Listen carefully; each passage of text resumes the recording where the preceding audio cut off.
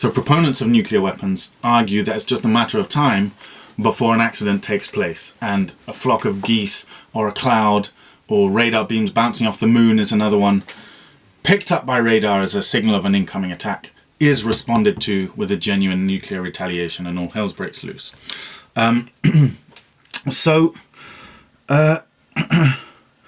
Another thing Ellsberg points out is that the authority to launch nuclear weapons, at least in the US, is actually quite widely dispersed. Normally people think it's only the US president that can launch a nuclear strike. But actually, of course, there's always the danger that if there was an attack on the country, the president would be killed, assassinated, or Washington would be destroyed. So in fact, as a precaution against that, a large number of military commanders across the US do have authorization to order a nuclear strike in the event that they believe the president to be incapacitated or killed. So again, this increases the danger of one of those generals, potentially a rogue general, taking it on themselves to launch a nuclear attack. This is, of course, the scenario depicted in the famous 1960s film, Stanley Kubrick film, Dr. Strangelove, which I'd fully recommend you all watch. But Ellsberg insists that the scenario depicted in that film of a rogue general launching a nuclear attack is and remains today a very real possibility. I mentioned before the standoff between Donald Trump and Kim Jong-un of North Korea. And again, there's not only the danger of an accident, but some people argue that both men are potentially unstable and prone to outbreaks of not exactly insanity, but spontaneous, let's say, action. The danger that, you get a rogue president in a country that actually just loses his marbles and decides to launch an attack. So, just having a look at my notes here. Okay, so that's, of course, something to be borne in mind, the danger of an accident, or a rogue general or even a rogue president launching an attack contributes to the idea that nuclear weapons are indeed a significant threat.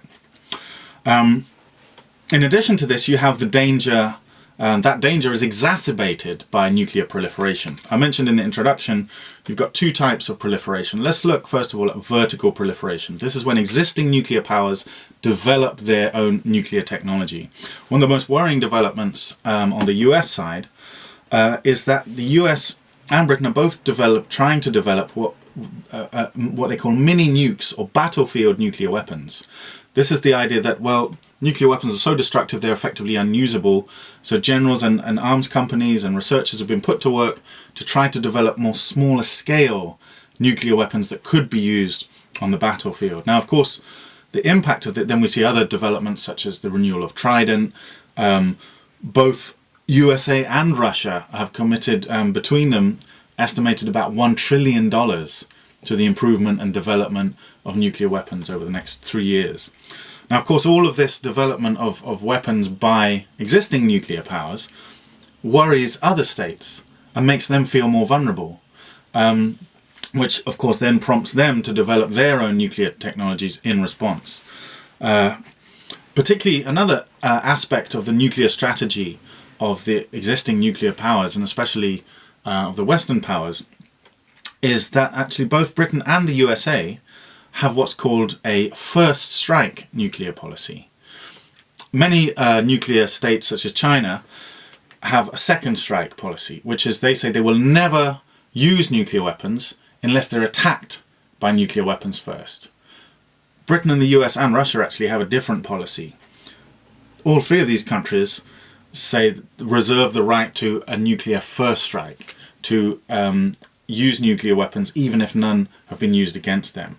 Michael Fallon just last year was emphatic actually that Britain would have no qualms about a first strike against even a non-nuclear state with nuclear weapons if British vital interests were threatened. So again, this is a very threatening posture on the side of the nuclear powers, which worries other states and prompts them to develop their own military technology in response.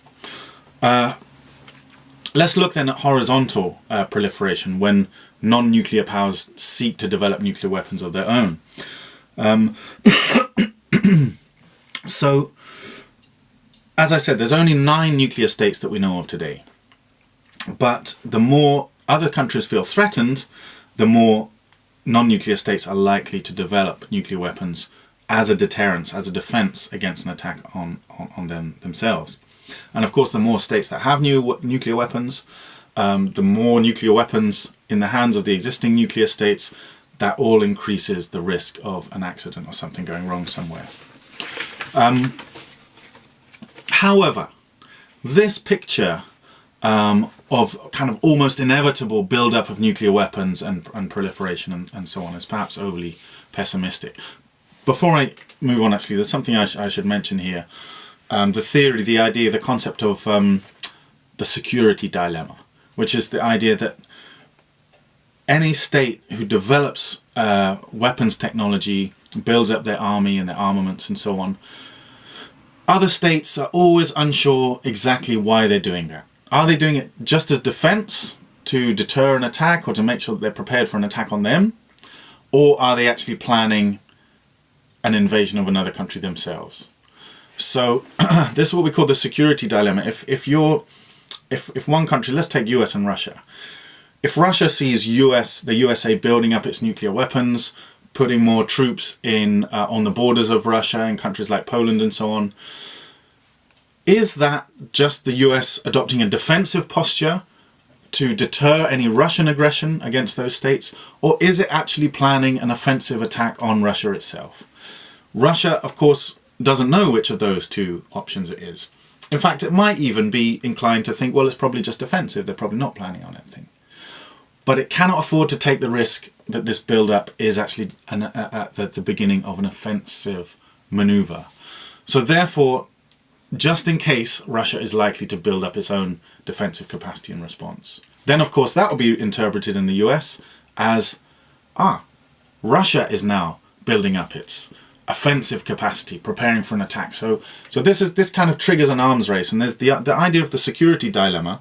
It's a very pessimistic, a tragic idea really, but it's the idea that in a world of separate sovereign nation states, the idea of an arms race and different countries building up their nuclear and other weapons capacities is almost inevitable.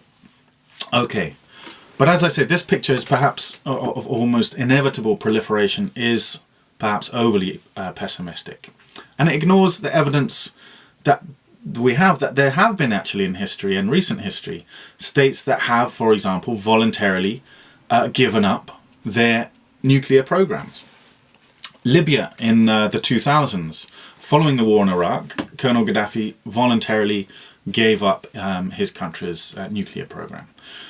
Ukraine in 1991, when Ukraine became separate from the Soviet Union, was in a strange position where actually, because it had been part of a single state, the Soviet Union, the Soviet missiles were actually located on Ukrainian soil.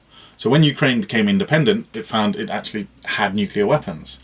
But it didn't want to be a nuclear state, and it handed them back to Russia.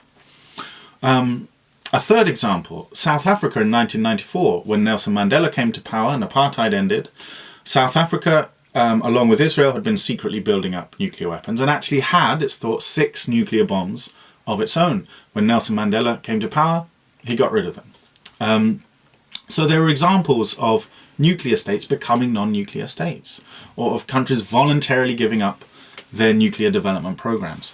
The Iran deal in 2015, another example. Iran made this agreement with the so-called P5, the permanent members of the Security Council, plus Germany, that if they lifted sanctions on Iran, Iran would end its nuclear weapons program. And that deal has held. So, have a look at my note, can't read my own writing here. Oh yeah, and even the superpowers at the end of the Cold War did begin the process of reducing their nuclear stockpiles in the 1990s. However, so the point of this is that it is possible for states to voluntarily give up their nuclear weapons. It does happen, it has happened. The security dilemma concept of a kind of inevitable rush for all countries to seek nuclear weapons is not held up by the evidence. There are counterexamples. However, it's important to realize that nuclear weapons may not forever remain in the hands of states. So far, we've just been talking about states. Of course, there is a danger that nuclear weapons, if proliferation occurs, nuclear materials and weapons eventually fall into the hands of so-called terrorist groups, non-state militias. And perhaps there's an increasing danger of this in the world right now, because we're seeing an increasing number of destabilized states, or so-called failed states, where there's a danger that the nuclear material within those states could fall into the hands of non-state militias.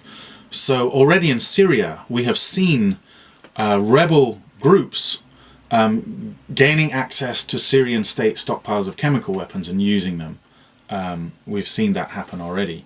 In other countries with weak or failed states, countries like Iraq, Afghanistan, Libya, Somalia, state weaponry has also fallen into the hands of dangerous militias.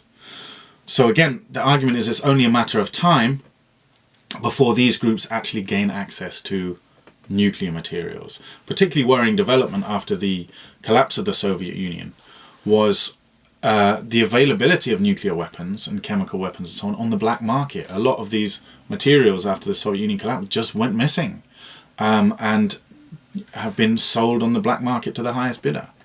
The case of Abdul Qadir Khan from Pakistan shows that state officials may even facilitate the gaining, the spread of nuclear technology.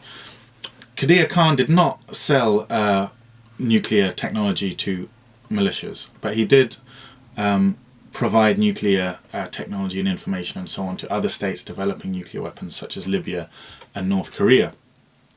Now, ISIS last year, in their magazine, they claimed they would have a nuclear weapon within a year, using material provided by sympathizers within the Pakistani armed forces. Remember, Pakistan is a nuclear power. And it was George W. Bush back in the early 2000s who raised the specter of so-called rogue states, states that don't respect international law and so on, such as he defined as places like Iraq and North Korea. There's the danger that these states could acquire nuclear weapons and then provide them to terrorist groups like Al-Qaeda. The argument is